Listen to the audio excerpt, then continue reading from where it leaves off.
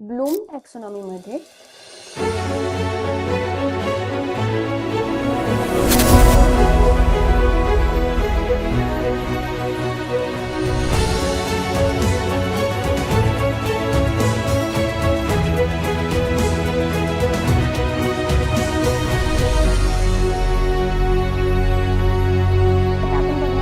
Types of evaluation.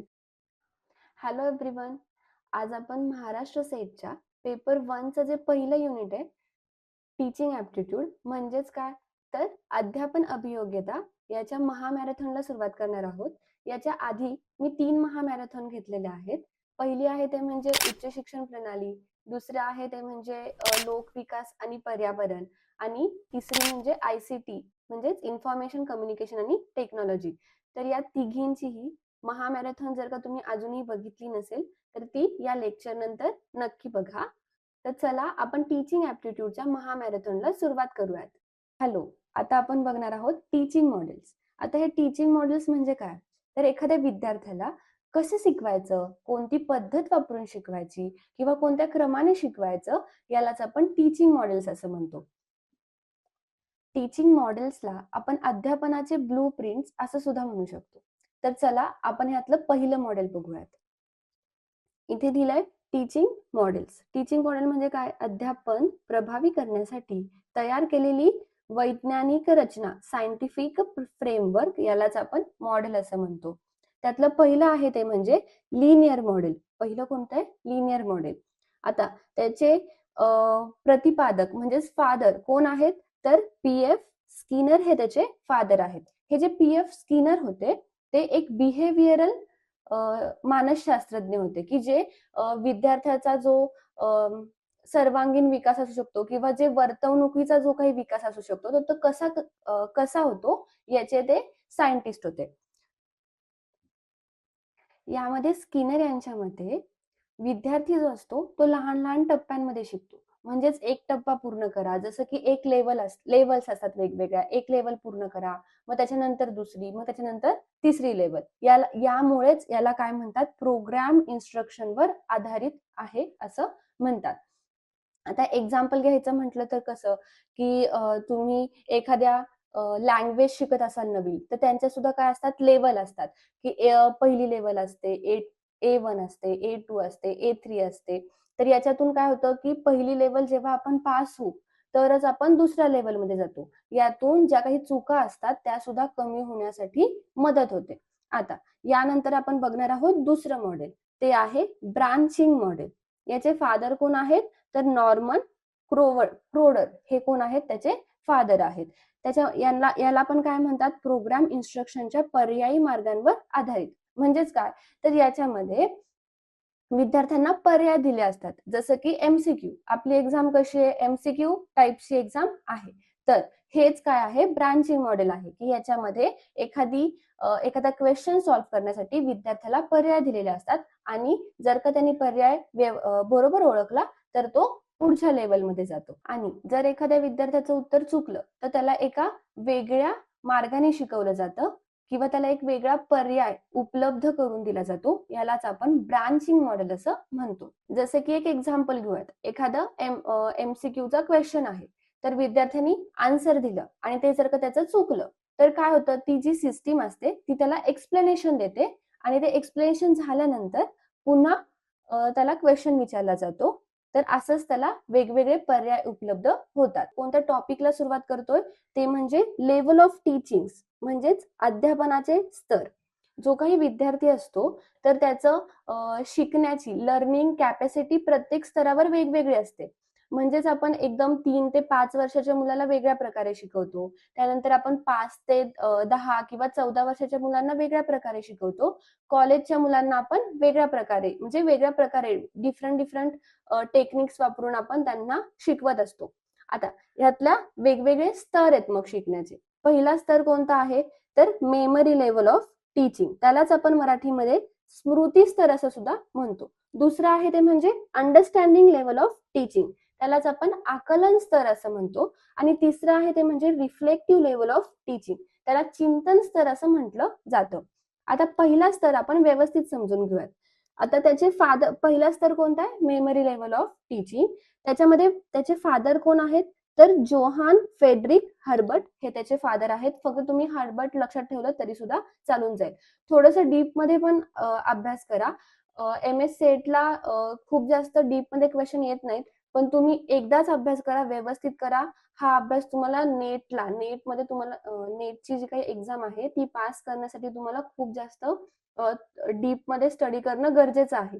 आणि paper 1 हा paper 2 इतकाच महत्वाचा आहे. याच्यामध्ये स्कोर झाला तर तुमचा UGC म्हणजे कट ऑफच्या जवळ तुम्ही जाऊ शकाल किंवा ही एक्झाम तुम्ही पास होऊ शकाल. आता पहिला आहे मेमरी लेवल ऑफ टीचिंग, त्यालाच आपण स्मृती स्तर असं सुद्धा म्हणतो. याचे फादर कोण आहेत?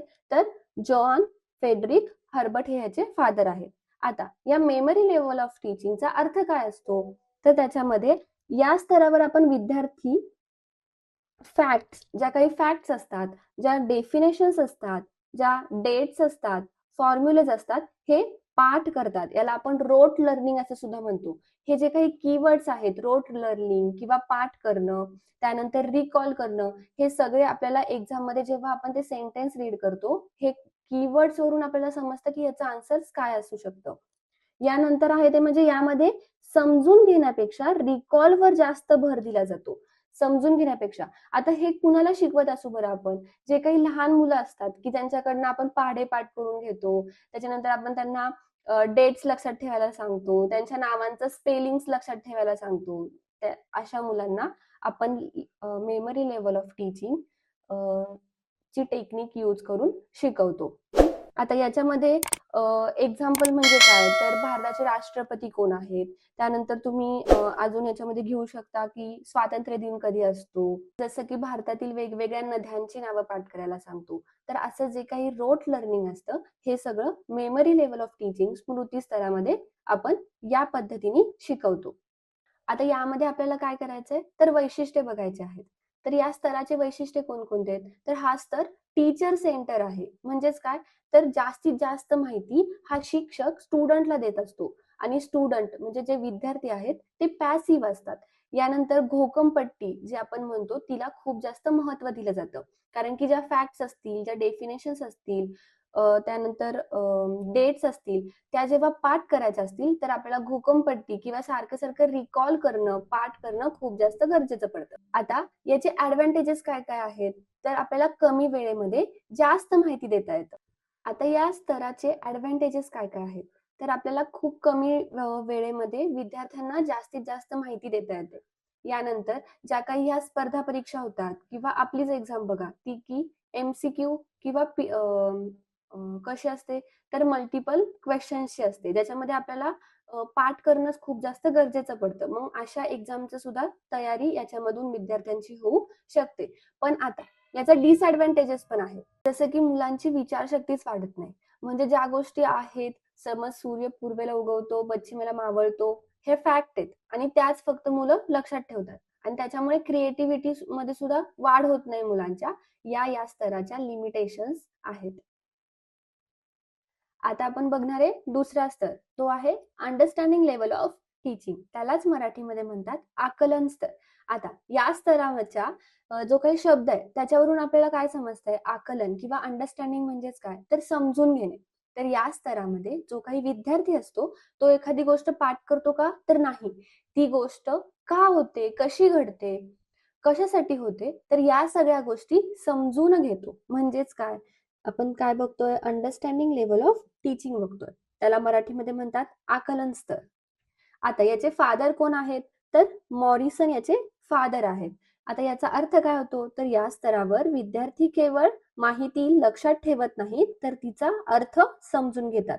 आता ह्याच्यामध्ये कीवर्ड काय आहे, तर अर्थ समजून घेणे. उदाहरणार्थ काय, तर आपल्याला राज्यघटनेने काही अधिकार दिलेले आहेत, बरोबर आहे.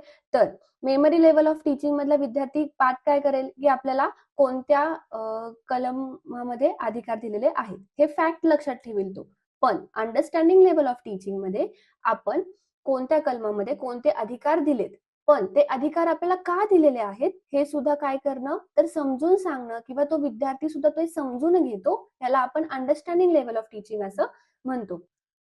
आता या लेवलची वैशिष्ट्ये कोणते कोणते आहेत? तर आता मला सांगा की अंडरस्टँडिंग करून घ्यायचंय. म्हणजेच याच्यामध्ये टीचर आणि स्टुडंट हे दोघं सुद्धा सक्रिय असतात. या दोघांमध्ये वेगवेगळं डिस्कशन घडून येतं. हे याची वैशिष्ट्ये आहेत. तर ह्याच्या ॲडव्हांटेजेस बघतोय आपण. तर हे काय डिस्कशन मेथड आहे. आता डिस्कशन कसं होईल? तर क्वेश्चन आन्सर्सची जी काही मेथड आहे ती वापरून डिस्कशन होईल. मग त्याच्यामुळे काय होतं? तर आपल्या कन्सेप्ट स्पष्ट व्हायला, कन्सेप्ट क्लिअर व्हायला या मेथडमध्ये खूप जास्त हेल्प होते. यामुळे विद्यार्थ्यांचा सहभाग सुद्धा वाढतो आणि लॉंग टर्म साठी आपल्याला एखादी गोष्ट जी आपण गोष्ट डिस्कस करतो ती आपल्याला लॉंग टर्म साठी लक्षात राहण्यासाठी उपयुक्त ठरते. आता याचे लिमिटेशन्स काय काय आहेत? तर एखादी कन्सेप्ट जेव्हा आपल्याला समजून घ्यायची असते तेव्हा आपल्याला टाइम द्यावा लागतो ती कन्सेप्ट समजून घेण्यासाठी किंवा समजून सांगण्यासाठी. तर याच्यामध्ये खूप आपला वेळ सुद्धा जाऊ शकतो आणि कधी कधी असं पण होतं की काही काही कन्सेप्ट किंवा काही काही जे मुद्दे असतात त्यांच्यावर एवढं डिस्कशन करायची गरज असते का? तर नाही. पण तरी पण त्याचं डिस्कशन खूप जास्त वाढत जातं. प्रत्येकाचे वेगवेगळे पॉइंट ऑफ व्ह्यू असतात. त्याच्यामुळे आपला खूप जास्त वेळ त्याच्यामध्ये जातो. आता यानंतर आपण टीचिंग जे काही लेवल आहे टीचिंग त्याचा तिसरा स्तर बघतोय. तो आहे रिफ्लेक्टिव्ह लेवल ऑफ टीचिंग. यालाच आपण मराठीमध्ये म्हणतो चिंतन स्तर. आता याचे फादर म्हणजेच प्रतिपादक कोण आहेत? तर हंट याचे फादर आहेत. ह्या गोष्टी ज्या छोट्या छोट्या फॅक्ट्स आहेत त्या लक्षात ठेवा. आपल्या एक्झामसाठी खूप गरजेच्या आहेत. एकदाच व्यवस्थित अभ्यास करा या मॅरेथॉनमध्ये. जरी तुम्हाला असं वाटत असेल की अरे खूप डीप मध्ये शिकवतात, पण हे डीप नाहीये. हा अभ्यास आपल्याला केलाच पाहिजे. त्याच्यानंतर याचा अर्थ काय असतो रिफ्लेक्टिव्ह लेवल ऑफ टीचिंग मधचा? तर हा अध्यापनाचा सर्वोच्च स्तर आहे. येथे विद्यार्थी स्वतः विचार करतो, समस्या ओळखतो आणि उपाय शोधतो. आतापर्यंत आपण विद्यार्थ्याला खूप जास्त माहिती शिक्षक देत होता. पण आता या स्तरामध्ये विद्यार्थी स्वतः शिक्षकापेक्षा सुद्धा जास्त सक्रिय होतो. तर आता एक्झाम्पल घेऊयात आपण की भारतामध्ये बेरोजगारीचा जो काही दर आहे किंवा बेरोजगारी आहे तर ती कमी कशी करायची? तर याच्यामध्ये विद्यार्थी काय करेल? तर स्वतःच रिसर्च करेल, स्वतःच त्याचा डेटा सुद्धा गोळा करेल आणि त्याचं सोल्युशन सुद्धा विद्यार्थी स्वतःच शोधेल. हे काय झालं? रिफ्लेक्टिव्ह लेवल ऑफ टीचिंगचं एक उदाहरण झालेलं आहे. याचं वैशिष्ट्य बघायचं म्हटलं तर हा जो स्तर आहे तो स्टुडंट सेंटर स्तर आपण मानला जातो. म्हणजे त्याच्यामध्ये विद्यार्थी सगळ्यात जास्त सक्रिय असतो आणि टीचर फक्त विद्यार्थ्याला दिशा देण्याचं काम करतो. पण याचं लिमिटेशन्स काय आहेत? तर संपूर्ण अध्यापन या स्तरालाच आपण प्रॉब्लेम सॉल्व्हिंग स्तर असं सुद्धा म्हणतो. का? कारण की जे पूर्ण टीचिंग असतं ते प्रॉब्लेम्स सॉल्व्ह करण्यावर आधारित असतं. म्हणून याला प्रॉब्लेम सेंटर किंवा प्रॉब्लेम सॉल्व्हिंग सेंटर स्तर असं सुद्धा म्हणतात. या स्तरामध्ये विद्यार्थ्यांचं इंडिपेंडंट थिंकिंग जे असतं ते वाढतं. रिसर्च स्किल्स त्यांच्यामध्ये अडॅप्ट करायला ते सुरुवात करतात. रिसर्चमध्ये आपल्याला एखाद्या प्रॉब्लेमचं सोल्युशनच काढायचं असतं. तर ते सुद्धा या स्तरावरती हळूहळू डेव्हलप व्हायला सुरुवात होते. त्याच्यानंतर जी काही क्रिएटिव्हिटी असते ते सुद्धा विद्यार्थ्यांमध्ये वाढायला मदत होते. पण या सगळ्यांमध्ये काय होतं? विद्यार्थ्याचा वेळ सुद्धा वाया जाऊ शकतो.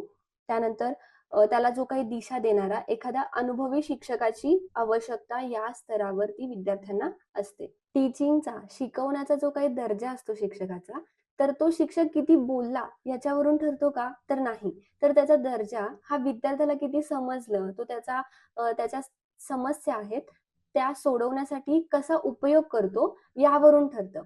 याचमुळं जी काही आधुनिक शिक्षण पद्धत आहे, जी काही आधुनिक शिक्षण व्यवस्था आहे तिच्यामध्ये रिफ्लेक्टिव्ह लेवल ऑफ टीचिंग म्हणजे जो चिंतन स्तर आहे याला सर्वोच्च दर्जा दिलेला दिसतो. आता आपण बघणार आहोत की टीचिंग प्रोसेसचे स्वरूप म्हणजेच टीचिंगचं नेचर बघणार आहे.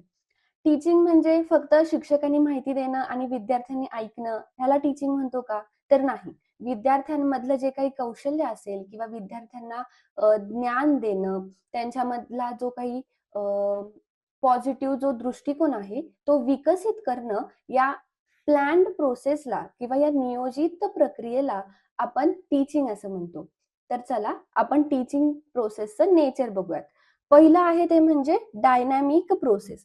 म्हणजेच टीचिंग काय आहे? डायनॅमिक आहे. ते काय होतं? सतत बदलत राहतं. पहिलं समाज टेक्नॉलॉजी आणि विद्यार्थ्याच्या गरजेनुसार अध्यापन बदलत राहते. बदलत राहण्यालाच काय म्हणतात? डायनॅमिक असं म्हणतात. समाज जसं जसं प्रगत होत चाललाय, जशी जशी टेक्नॉलॉजी येत चालली आहे आणि विद्यार्थ्यांच्या गरजा सुद्धा बदलत चालल्यात, यानुसार अध्यापन सुद्धा बदलत जातं. आता एक्झाम्पल बघूया, की आधीच्या टाइममध्ये शिक्षक फक्त काय करायचा? ब्लॅकबोर्डवर शिकवायचा. पण आता काय काय आलंय? व्हर्च्युअल मीटिंग्स आल्यात, जसं की Zoom आलंय. त्याच्यानंतर आपण म्हणू शकतो की Google Meet आलंय. त्यानंतर वेगवेगळे स्मार्ट बोर्ड्स आलेत. तर त्याच्यावर सुद्धा टीचर काय करतात आता? शिकवतात. म्हणजेच काय? तर काळानुसार जे काही टीचिंग आहे ते सुद्धा बदलत चाललंय. आता दुसरं बघतोय आपण ते म्हणजे इंटरॅक्टिव्ह प्रोसेस. टीचर आणि स्टुडंट यांच्यातील टू वे कम्युनिकेशन आवश्यक असते. म्हणजे फक्त टीचर बोलतोय, स्टुडंट ऐकतायत, याला टीचिंग म्हणतात? नाही. तर कशाला म्हणतात? की समज डिस्कशन होतंय, की स्टुडंट सुद्धा टीचरनी विचारलेल्या क्वेश्चनचं आन्सर्स देतायत. याला आपण काय म्हणतो? Interactive process. आणि जेवढं आपण डिस्कस करू एखाद्या टॉपिकवरती, तेवढं आपल्याला लवकर समजतं. तुम्ही बघितलंय का जेव्हा आपण एक्झामच्या आधी फ्रेंडला शिकवत असतो एखादी गोष्ट, तर आपल्याला शिकवता शिकवता किंवा तो सुद्धा आपल्याला एखादी क्लासमध्ये घडलेली गोष्ट सांगत असतो. तर असं जे काही डिस्कस होतं ते आपल्याला एक्झाममध्ये क्वेश्चन आला, की आपल्याला लगेच आठवतं, की अरे हां, यावेळेस हे झालं होतं, आम्ही हे डिस्कस केलं होतं. तर जेव्हा ही टू वे प्रोसेस घडते, तर ती खूप महत्वाची असते. तिसरं आहे ते म्हणजे गोल ओरिएंटेड प्रोसेस. प्रत्येक अध्यापनामागे निश्चित लर्निंग आउटकम्स असतात. जे काही टीचिंग असतं ते कधीच एखाद्या उद्देशाशिवाय केलं जात नाही. आपल्याला एखादाच बुकमध्ये सिलेबस असेल किंवा चॅप्टर असेल, तर त्याचं मुलांना काय आउटकम मिळालं पाहिजे, मुलांना काय संदेश गेला पाहिजे, हे आधीच ठरवलं जातं. आता लक्षात ठेवा, की एखादं जे काही टीचिंग असतं, तर शिक्षक आधी स्वतःला क्वेशन विचारतो, की आजच्या लेक्चरमधून मुलांना काय समजलं पाहिजे, यालाच आपण गोल ओरिएंटेड लेक्चर किंवा गोल ओरिएंटेड प्रोसेस असं म्हणतो. आता चौथं आहे ते म्हणजे सोशल प्रोसेस. म्हणजेच टीचिंग ही काय एक सामाजिक प्रक्रिया सुद्धा आहे. कसं काय? तर अध्यापनामुळे विद्यार्थ्यांमध्ये सामाजिक मूल्ये आणि सहकार्याची भावना विकसित होते. अजून काय काय होतं? तर लीडरशिप ची भावना विकसित होते. अ, अजून म्हणता येईल तर डिसिप्लिन वाढते, रिस्पॉन्सिबिलिटीची सुद्धा भावना निर्माण होते आपल्या मनात. आता ह्याचं एक्झाम्पल कशा-कशामधून घेता येईल? तर जे काही कॉलेजेसमध्ये NSS असेल किंवा NCC असेल, अजून जे काही उपक्रम असतील, सामाजिक उपक्रम असतील, तर यामधून काय होतं, तर आपण मुलांना सामाजिक मूल्ये शिकवतो. टीचिंग ही एक कंटिन्युअस चालणारी प्रोसेस आहे. Continuous process. लर्निंग आयुष्यभर चालणारी प्रक्रिया आहे. जसं की वेगवेगळी टेक्नॉलॉजी येतेय. आता जी काही न्यू एज्युकेशन पॉलिसी आली, त्याच्यामध्ये जे वेगवेगळे AI टूल्स आलेत, तर हे आपल्याला काय करावं लागतं, की नेहमी शिकत राहावं लागतं. म्हणून आपण काय म्हणतो आणि शिकवत पण राहावं लागतं. म्हणून आपण म्हणतो, की टीचिंग काय आहे, ही एक कंटिन्युअस सतत चालणारी प्रक्रिया आहे. आता आपण बघतोय की टीचिंग ॲज अ प्रोसेस. पहिलं आहे ते म्हणजे बायपोलर प्रोसेस. त्यालाच ट्रॅडिशनल कन्सेप्ट असं सुद्धा म्हणतो. जसं की आधीपासून चालत आलंय की टीचर शिकवतो आणि विद्यार्थी शिकतो. या दोघांचं काय होतं एकमेकांशी म्हणजे टू वे कम्युनिकेशन आपण इथे म्हणू शकतो की टीचर स्टुडंटला शिकवतो आणि स्टुडंट टीचरकडनं शिकतो.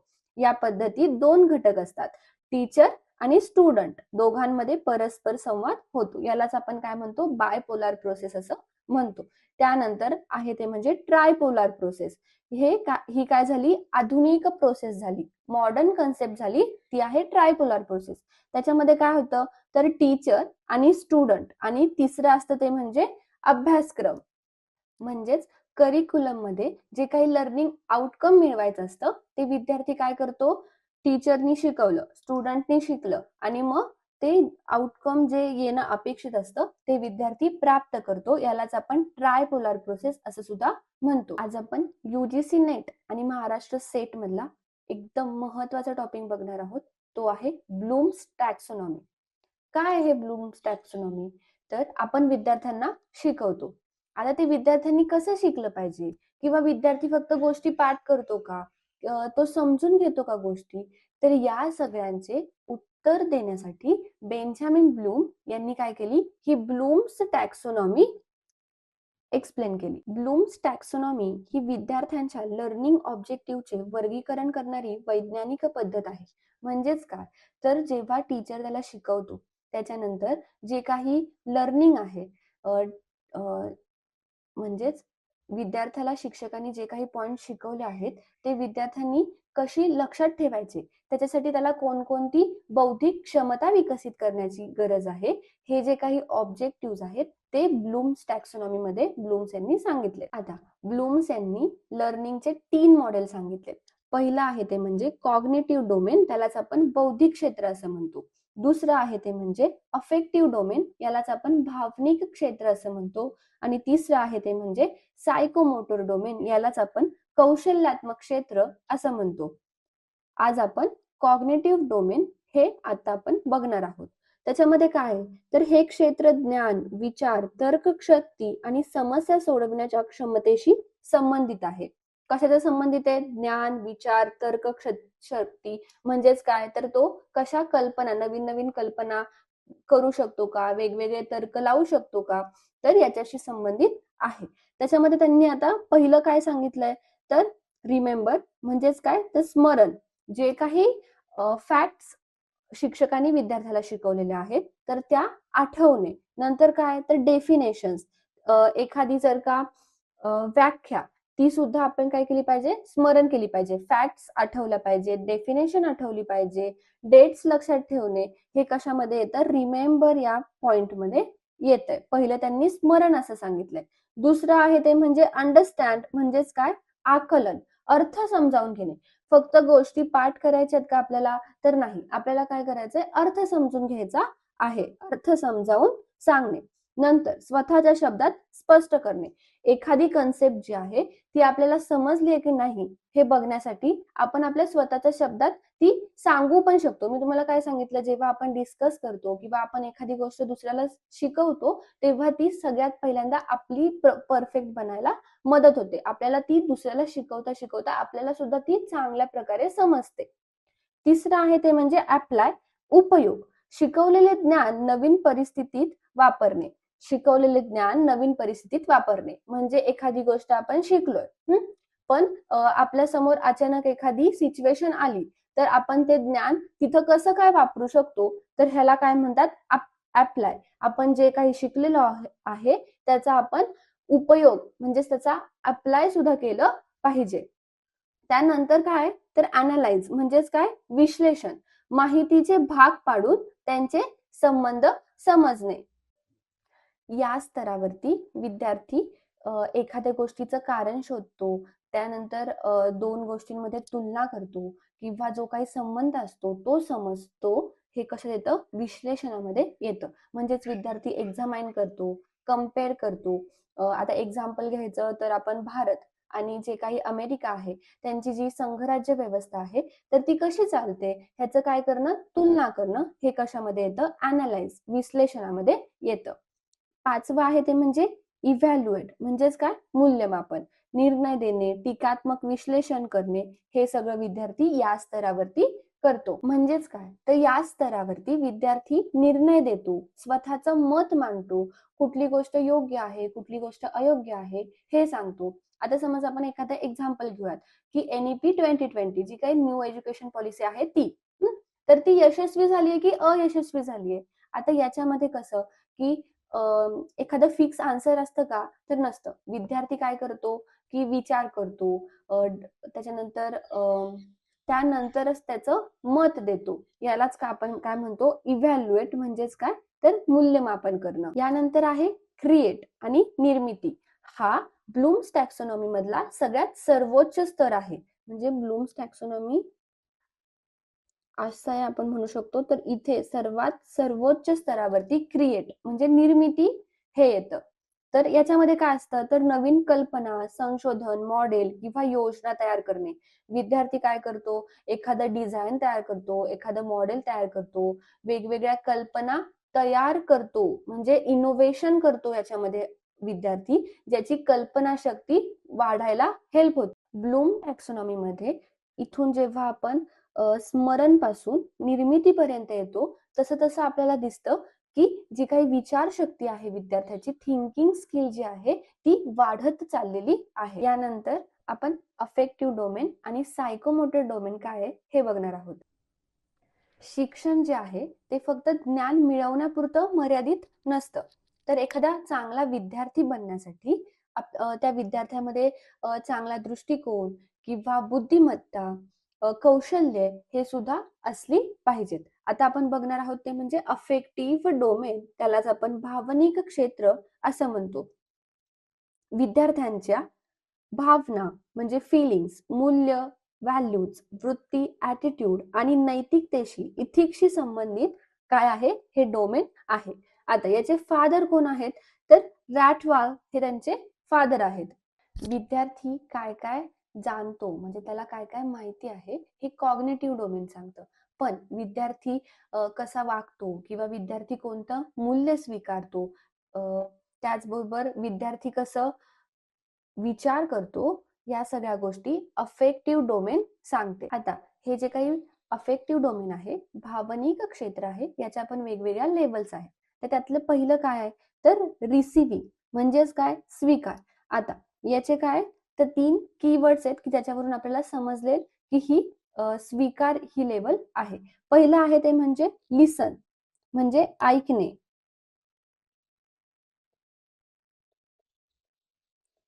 दुसरं आहे ते म्हणजे अटेंड आणि तिसरं आहे ते म्हणजे ऍक्सेप्ट. म्हणजेच एखादा विद्यार्थी आहे तर तो वर्गामध्ये किती लक्ष देऊन आपण जे शिकवतोय ते तो ऐकतो, याला आपण काय म्हणू शकतो, तर लिसन म्हणू शकतो.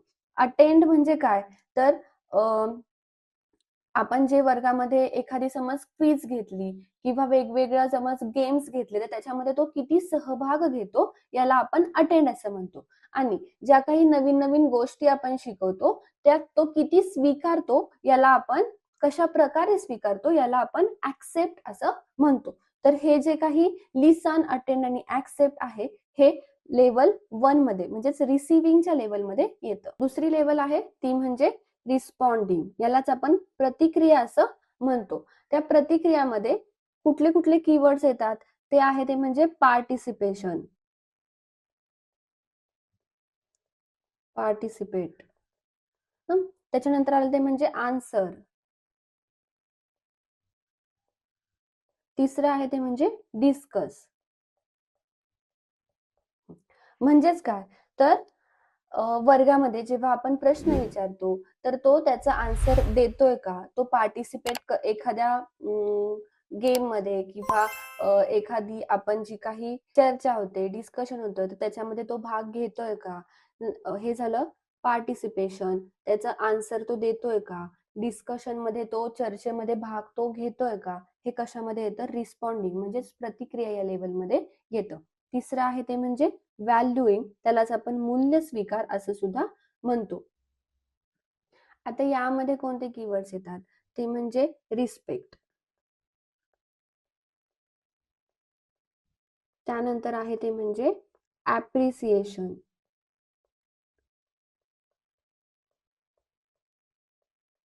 आणि तिसरं आहे ते म्हणजे व्हॅल्यू. म्हणजेच काय, तर तो समज पर्यावरणाच्या संरक्षणाला महत्व देतोय का, संविधानातील लोकशाहीचे जे काही व्हॅल्यूज आहेत त्यांचा आदर करतोय का, तर हे सगळं व्हॅल्यू म्हणजेच तो मूल्यांचा स्वीकार कसा करतोय हे या लेवलमध्ये बघितलं जातं. चौथं आहे ते म्हणजे ऑर्गनायझेशन, यालाच आपण मूल्यांचे संघटन असं सुद्धा म्हणतो. तर याचे कीवर्ड्स कोणकोणते आहेत, तर ऑर्गनाइज, ते आहे ते म्हणजे ऑर्गनाइज. आणि त्यानंतर आहे इंटिग्रेट, म्हणजेच काय, तर प्रामाणिकपणा आणि जबाबदारपणा यांचा समन्वय त्याच्यामध्ये आहे का, वैयक्तिक आणि सामाजिक मूल्यांचं संतुलन तो ठेवू शकतो का, हे सगळं मूल्यांचे संघटन यामध्ये येतं. पाचवा आहे ते, पाचवा स्तर येतो म्हणजे कॅरेक्टरायझेशन, म्हणजेच व्यक्तिमत्वाचा विकास करणे. यामध्ये आहेत ते म्हणजे प्रॅक्टिस,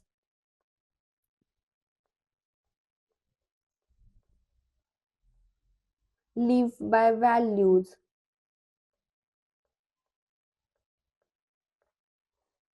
म्हणजेच तो विद्यार्थी जो आहे तो नेहमी प्रामाणिक राहतो का? आयुष्यभर संविधानाच्या मूल्यांचं तो पालन करू शकतो का?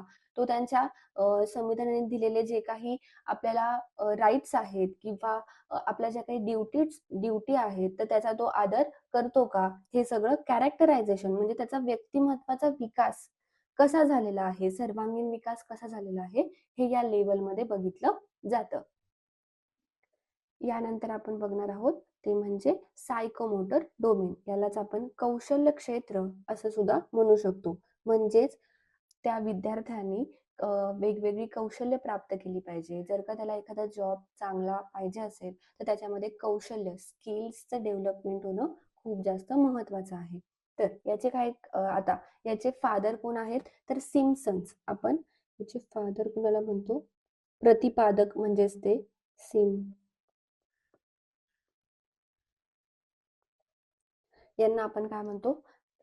सायकोमोटर टॉक्सोनॉमीचे प्रतिपादक असं म्हणतो. हे क्षेत्र प्रॅक्टिकल स्किल्स आणि मोटर स्किल्सशी संबंधित आहे. म्हणजेच काय?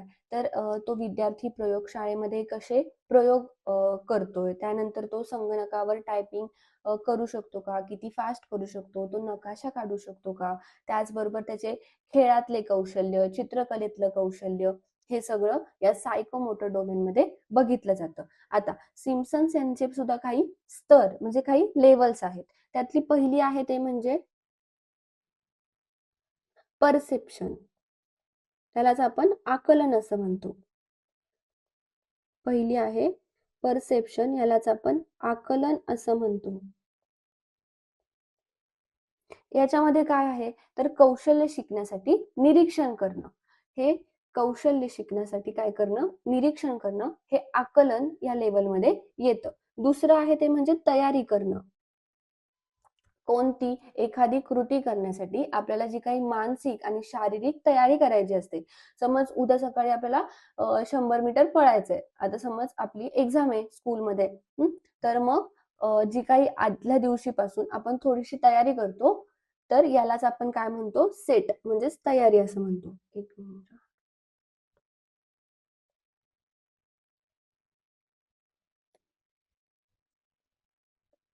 पहिलं काय होतं? आकलन. दुसरं होतं ते म्हणजे तर एखादी कृती करण्यापूर्वी तिची तयारी करणं. शारीरिक असू देत किंवा मेंटली असू देत, बौद्धिक असू देत. त्यानंतर तिसरं आहे ते म्हणजे गायडेड रिस्पॉन्स, मार्गदर्शक कृती. मार्गदर्शनाखाली एखादी कृती करणं.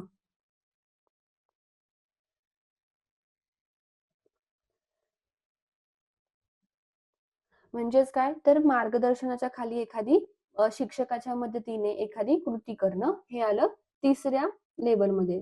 चौथं त्यांनी काय सांगितलंय? ते म्हणजे मेकॅनिझम. यालाच आपण यांत्रिक कौशल्य असं म्हणतो. सरावामुळे कौशल्य काय होतं? आपण एखादी गोष्ट सारखी-सारखी करत राहिलो, तर आपला सराव होतो आणि त्याच्यामुळे एखादी गोष्ट सहज शक्य होते. यालाच आपण म्हणतो यांत्रिक कौशल्य.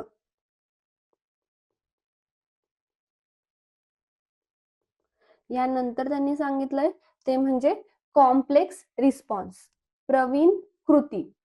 6वा आहे अनुकलन आणि 7वा आहे नवीन. 5वं होतं ते म्हणजे प्रवीण कृती. प्रवीण कृती.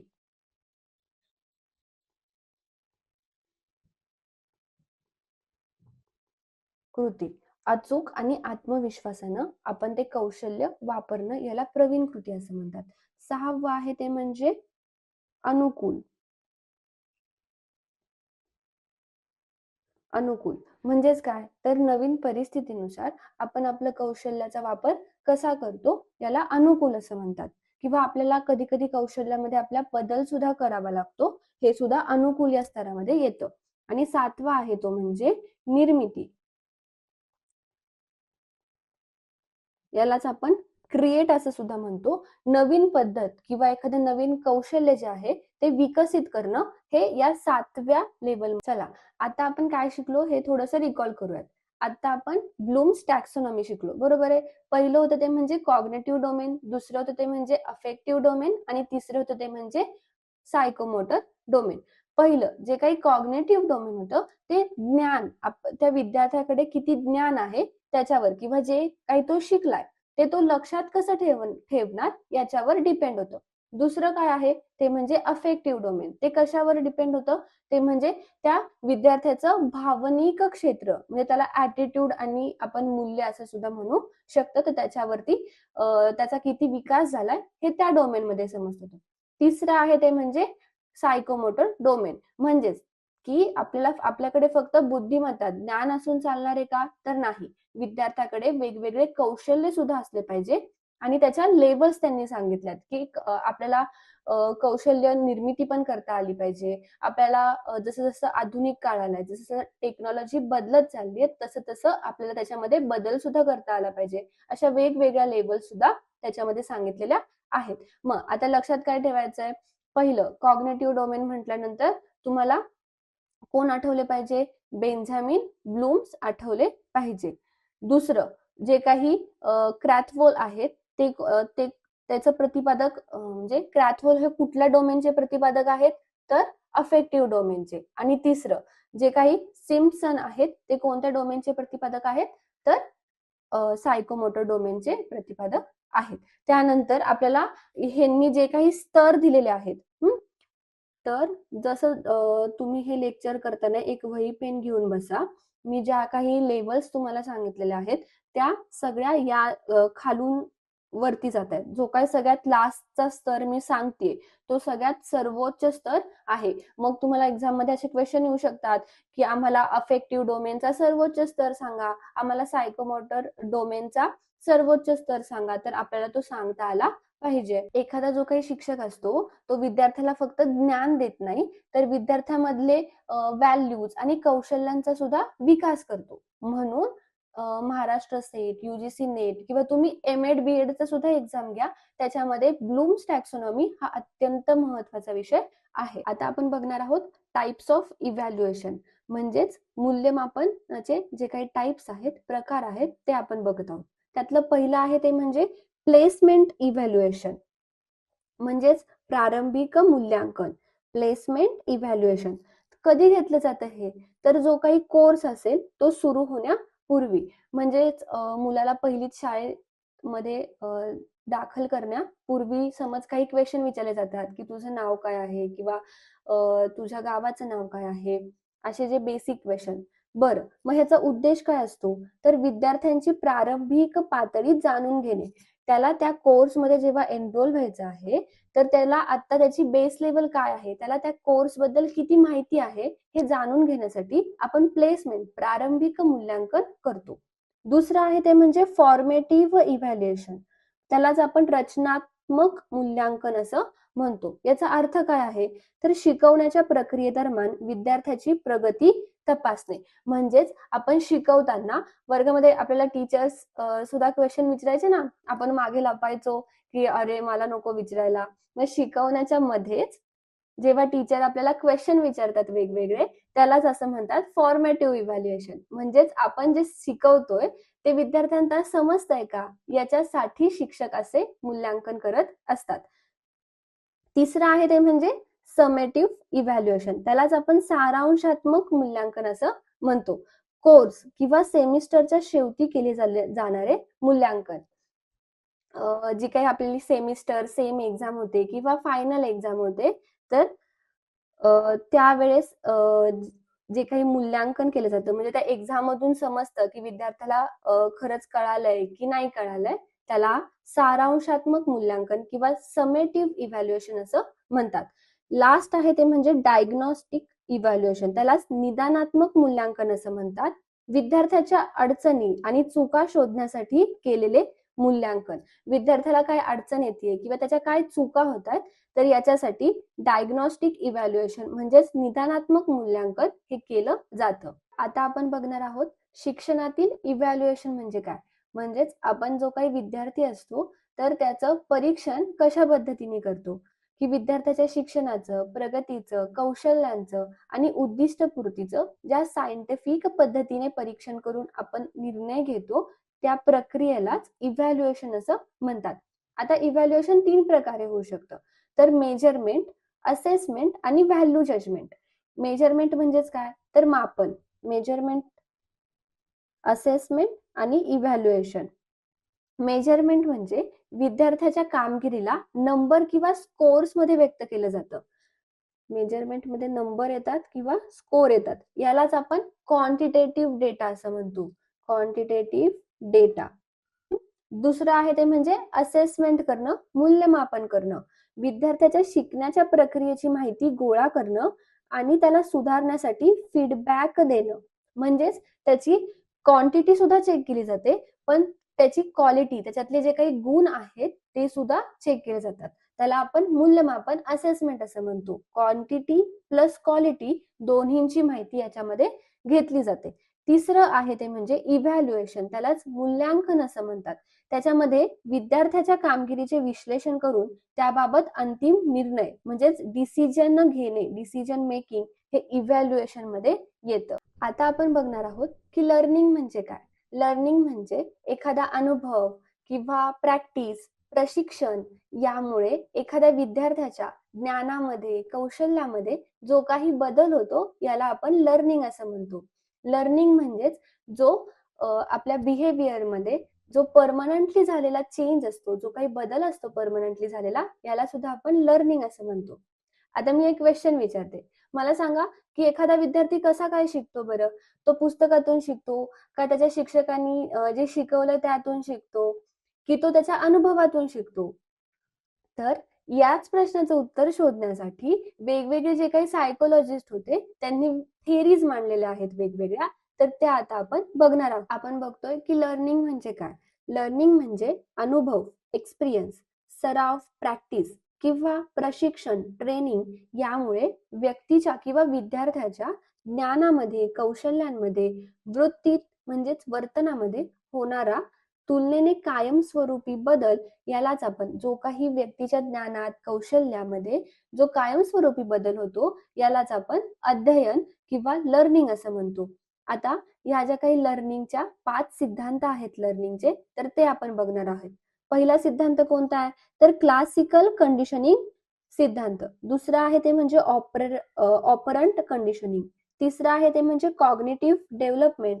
चौथा आहे ते म्हणजे सोशल लर्निंग थेअरी आणि पाचवा आहे ते म्हणजे कन्स्ट्रक्टिव्हिटिझम. आपण पहिल्यापासून सुरुवात करूयात. पहिला सिद्धांत आहे क्लासिकल कंडिशनिंग थेअरी. आता याचे फादर कुणाला ओळखलं जातं, तर जे इवान पावलक आहेत रशियाचे, त्यांना आपण याचे फादर असं म्हणतो.